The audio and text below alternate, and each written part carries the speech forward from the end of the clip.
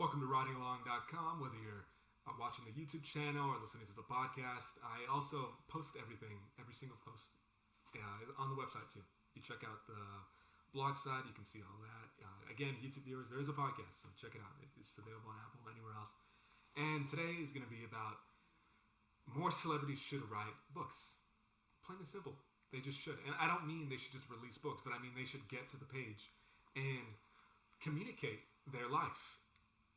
Say where they've been and how they got there. Not just limit themselves to what a production or management company is trying to say for them. So a lot of people with influence, and there's a lot now, okay? It's not just people with a gigantic world influence. It's not just limited to that.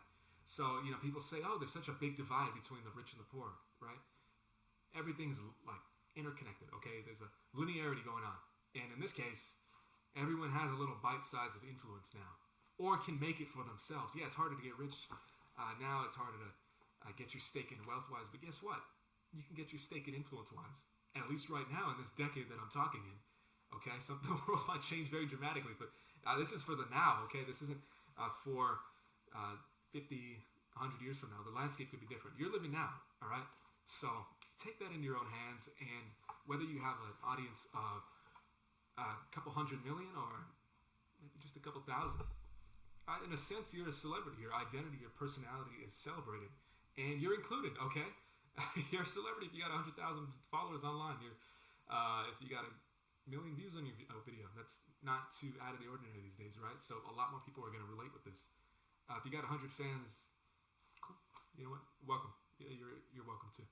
Okay, write a book that tells you how you've gotten where you've gotten to that day, because that's why people are interested in you. You didn't just come out of nowhere, all right? There's always some kind of story. There's always some kind of transformation. You were from here at this point, and then you reach there. And it doesn't always have to be the most extreme of things.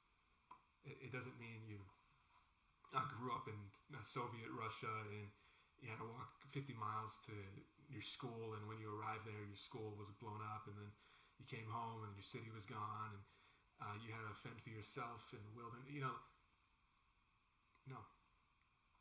You might have some serious element or like major elements to your story.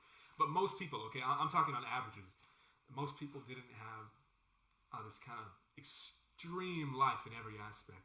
But some parts of your life were. Or they felt magnified when you experienced them. Which is exactly the point. Everything is very relative. Okay, you might have grown up in a relatively nice life. Okay, you had occasional things that went wrong. Or, overall, you'd feel guilty complaining. You had food, okay? You had access to water, that kind of stuff. Some serious considerations you got to take stock of before you spill out the details of your life, okay? You weren't just completely destitute and abandoned on an island, like you. There's some, take stock of the resources you did have in your life, or do have right now. And with that in mind, understand that's not to minimize what you've experienced in your life. In fact, quite the opposite. Your brain has this interesting habit of expanding things, okay, into your field of view, much like your eyes, right? Just because you're focused on one thing, okay, you're watching this video. I don't know if you're watching on a TV, your laptop, your phone, wherever you're at, okay? Or you're listening, wherever you're listening.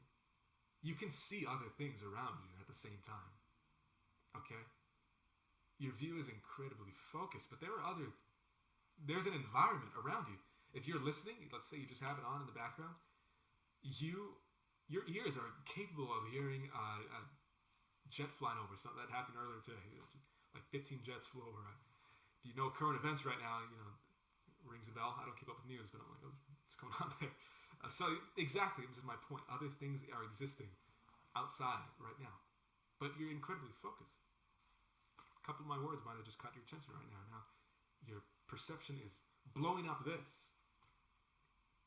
Listen. Okay, just plain and simple, listen. No, I'm not just yelling at you. I'm using that as another example right now in this moment. Your brain is very capable, okay? It knows how to autofocus. You pull up your phone and you have your camera on and you aim it at something, click, and it doesn't zoom, but it just highlights this one thing that you clicked on. Your life and the way it experiences its emotional responses, whether it's anger, frustration, or joy and happiness, all that stuff pretty much is auto-focused on, and it's expanded, and it becomes the center of the universe. And you don't have to feel guilty about that, okay? Yeah, you had this traumatic life experience while someone's village was just completely obliterated. Okay? It's something to have in mind, but it doesn't mean that your own life experience somehow means nothing or was relative, okay? Yes, I'm serious. Like, I'm not being insensitive here. I legitimately am taking this very seriously. If someone was, in that village and they were a survivor and they saw all this horror around them, but, their country had a nice response team and everyone was there to make sure everything was okay. Yeah, there were some casualties and they can't get in contact with someone they knew. Are they going to be living in their life thinking, oh, well, thank God I wasn't part of that genocide a couple of years ago, That would really say I can't feel bad about my own life experience because at least I wasn't, I didn't witness the massacre of a couple 100,000 in front of my eyes, It gets worse. There's always someone who had it worse, which is my point. And that goes on to the other way too. There's always someone who had a more extreme version of the experience that you had. And the details of it were just brighter. The scope of it was just wider. Not whiter, wider.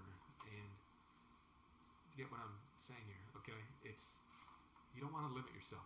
If you have a sphere of influence right now, a lot of people do. Again, or are capable of it. You're capable of it if you don't have it. And with that, you have something to say. People already are curious about you. Feed that demand. You've proven a demand already exists there. Not in the business sense. I mean in the sense of give something to you that from you. People are already looking for. It's not something you got to do a deep research phase on, okay? People already want to hear some more about you. If you have followers, okay? If you have an audience, internationally, nationally, maybe just in your town, right? You might think it's really small, like it's very limited. Oh, I only have American people who follow me. I only have people from my general region or my niche and stuff like that. It's okay. And you might think, oh, well, what's so special about my experience? Relatively, you want to be really honest about it? Nothing. Absolutely nothing. So what